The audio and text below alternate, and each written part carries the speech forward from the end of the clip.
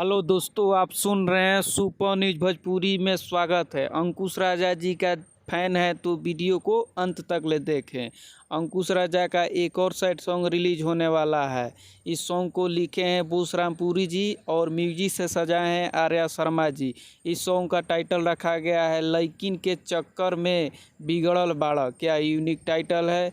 ये कल सुबह अंकुश राजा ऑफिशियल यूट्यूब चैनल पर 6 बजे रिलीज होने वाला है, यानी कि 8 अक्टूबर को सुबह 6 बजे रिलीज कर दिया जाएगा फुल एचडी वीडियो सॉन्ग। इस सॉन्ग में बहुत ही अच्छे एक्ट्रेस काम किए हैं, काजल रगवानी है, यानी कि बहुत ही बेहतरीन सॉन्ग होने वाला है। जाइए इस सॉन्ग को खूब सारा प्यार आशीर्वाद दीजिए, अब ब्लॉकबस्टर सॉन्ग कीजिए। ये अंकुश राजा ऑफिशियल पे यानी कि खुद का चैनल पर कल सुबह 6 बजे रिलीज होने वाला है। इस वीडियो में कैसा लगा कमेंट कीजिए और शेयर कीजिए और लाइक कीजिए। चैनल को सब्सक्राइब करके बेल आइकन